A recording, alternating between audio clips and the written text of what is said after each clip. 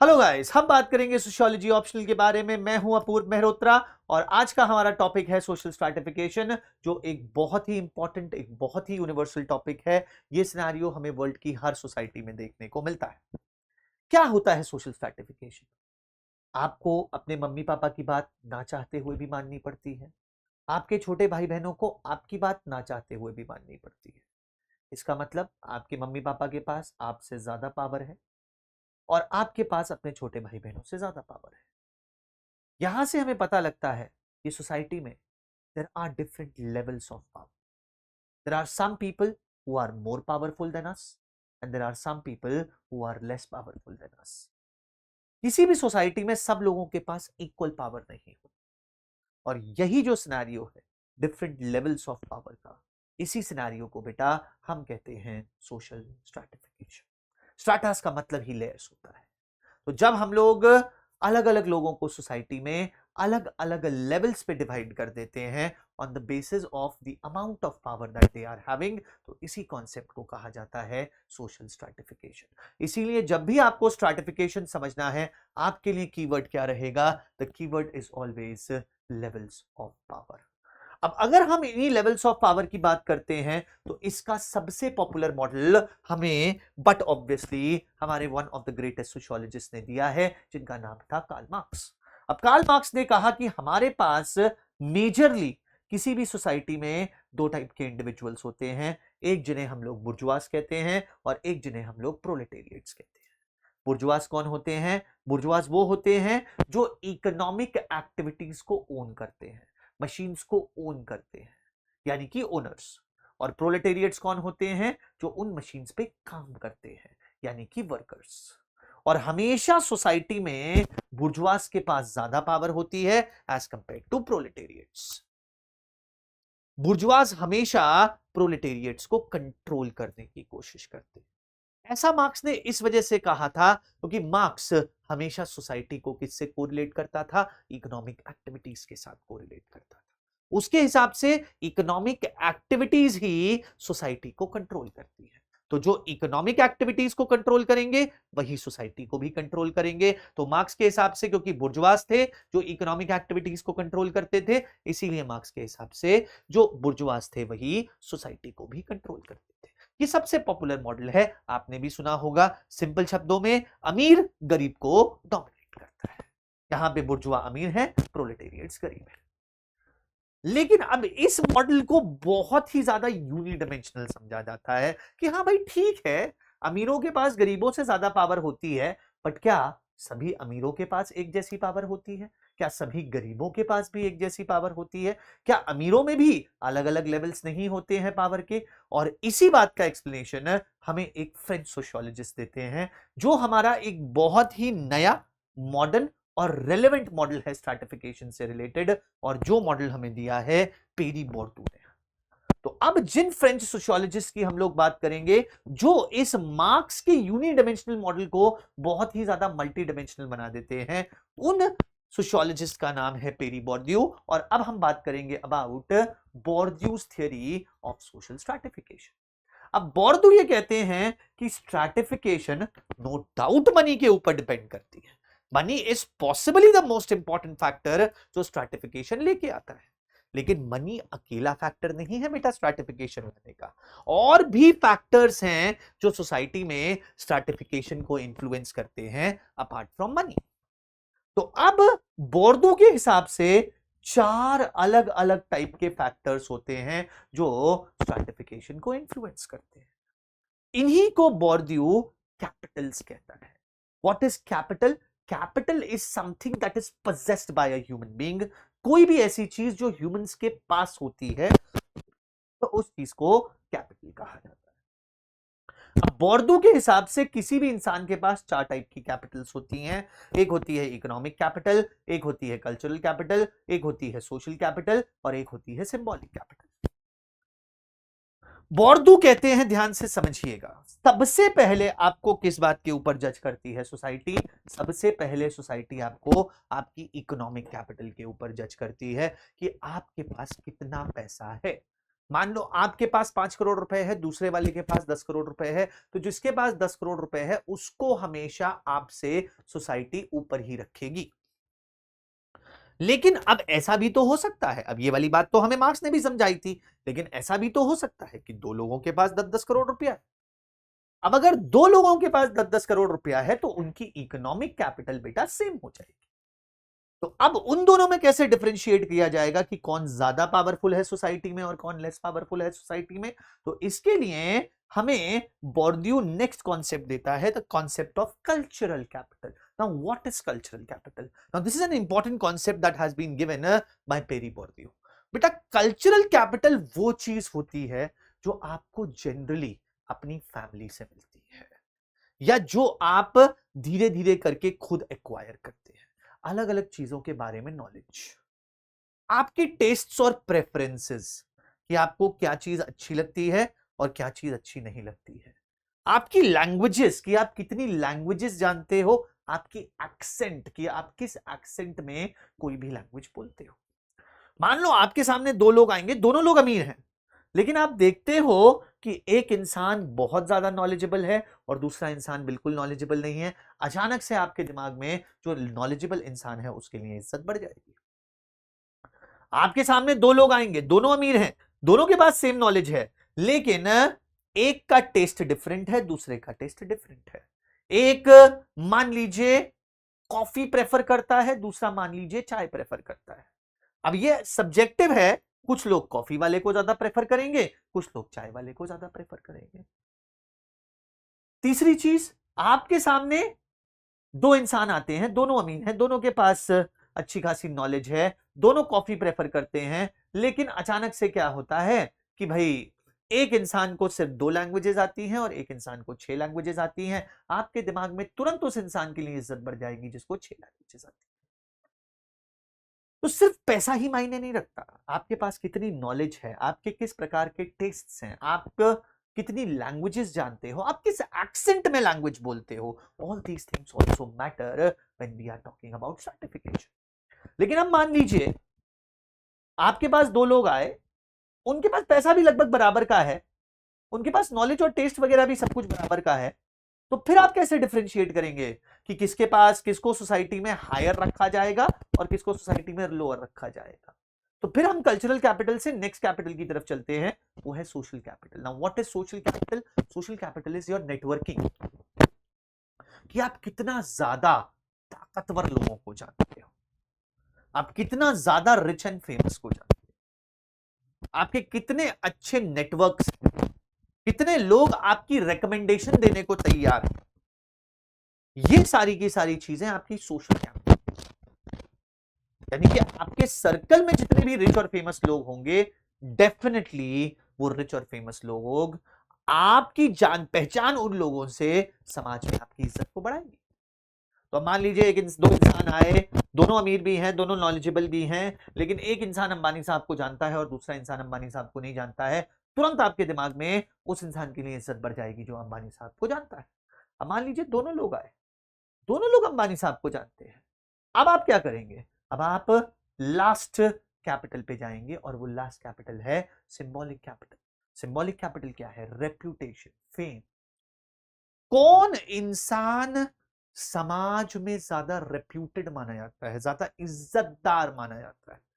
अब रेप्यूटेशन बहुत सारी चीजों के ऊपर डिपेंड करती है। रेप्यूटेशन आपकी पोस्ट के ऊपर डिपेंड कर सकती है, रेप्यूटेशन आपकी बातों के ऊपर डिपेंड कर सकती है, आपकी एथिक्स के ऊपर डिपेंड कर सकती है, रेप्यूटेशन आपकी फैमिली के ऊपर डिपेंड कर सकती है। लेकिन अब मान लीजिए मैं इसका ऐसा एग्जांपल लेता हूं एक सीधा सीधा, कि आपके पास दो लोग आते हैं, वो अमीर भी हैं, वो नॉलेजेबल भी हैं, उनकी अच्छी खासी लोगों से जान पहचान भी है, एक आईएएस ऑफिसर है और एक बिजनेसमैन है। जनरली जो सोसाइटी है वो आईएएस ऑफिसर को बिजनेसमैन से ऊपर रखेगी, उसकी रेपुटेशन को उसकी पोस्ट की वजह से ज्यादा अच्छा मानेगी। रेपुटेशन के साथ साथ फेम भी मैटर करता है। कुछ लोग ज्यादा अमीर ज्यादा मशहूर होते हैं, कुछ लोग कम मशहूर होते हैं। तो जो लोग ज्यादा मशहूर होते हैं जैसे क्रिकेटर्स, एक्टर्स वगैरह मान लीजिए, उनको सोसाइटी हमेशा ज्यादा पावरफुल समझती है। मतलब ये मान लीजिए कि आप कोई भी एक क्रिकेटर ले लीजिए, मान लीजिए आप एक विराट कोहली ले लीजिए और आप एक ले लीजिए कोई भी दिल्ली का ठीक ठाक सा बिजनेसमैन, मान लीजिए कोई एक बिल्डर ले लीजिए, अगर विराट कोहली के पास 1000 करोड़ रुपया है तो उस बिजनेसमैन के पास भी 1000 करोड़ रुपया है।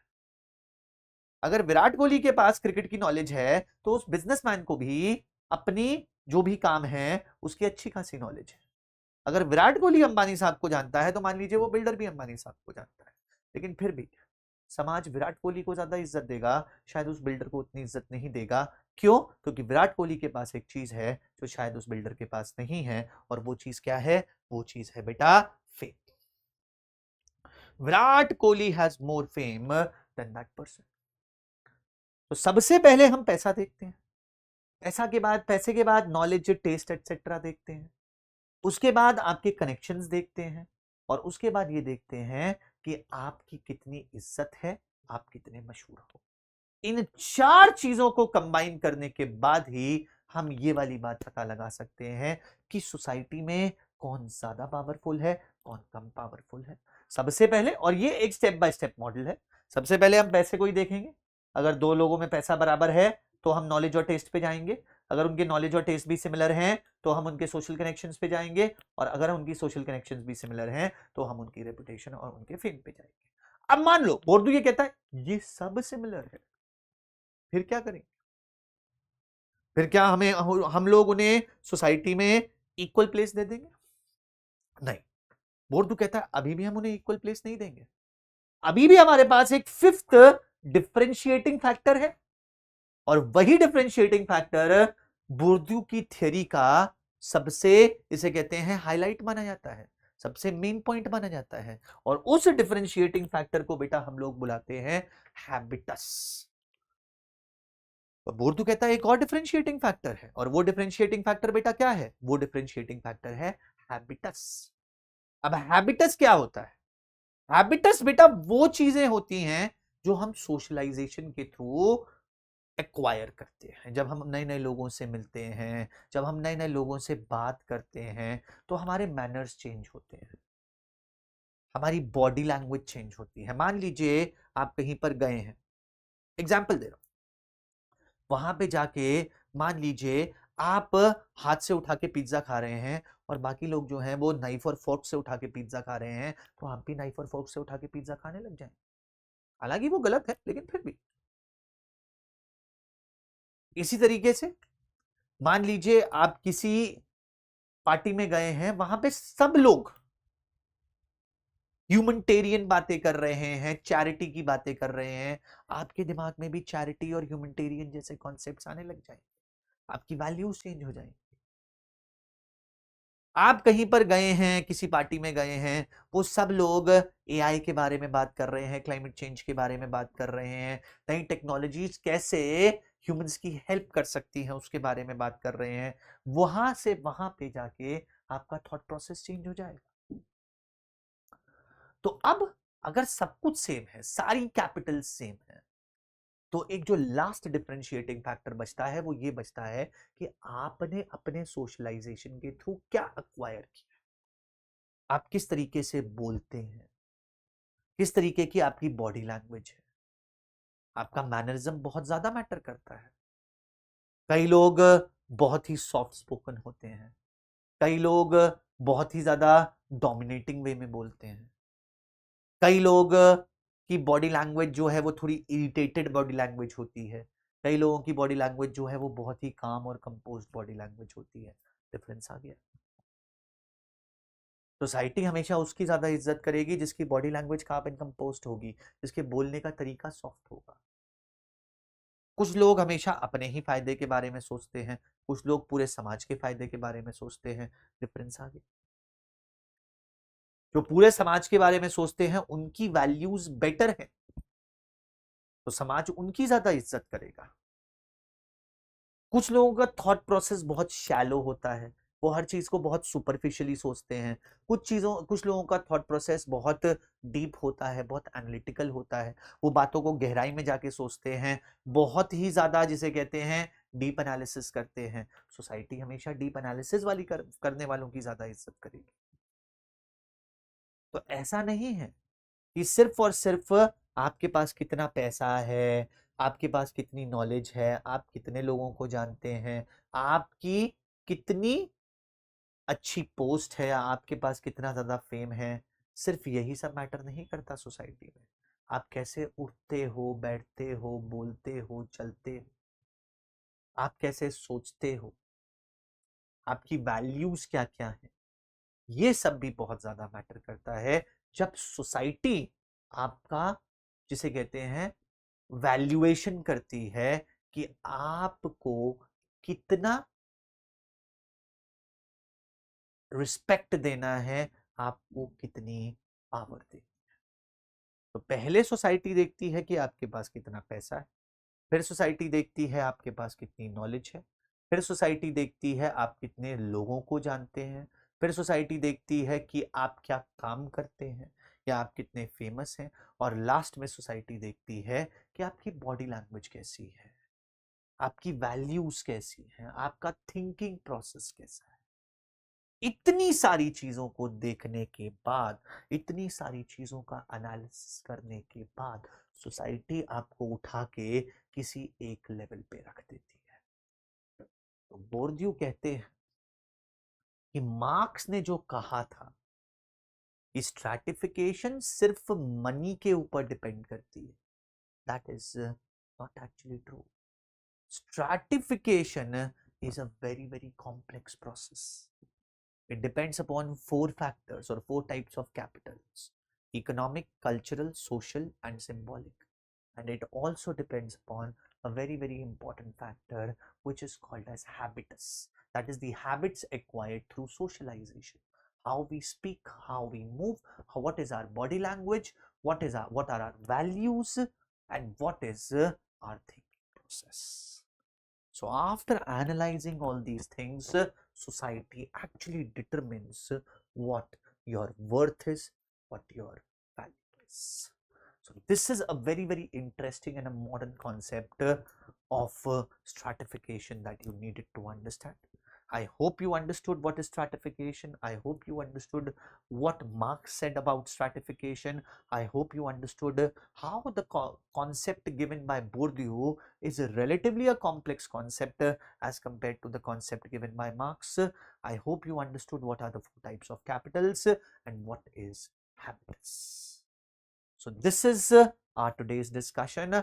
I hope you understood the discussion and you enjoyed the discussion. And yes, sociology is a very, very practical subject. I hope the next time you meet somebody, you will try to analyze all these things and then try to analyze that what is the worth of that person for you, for the society.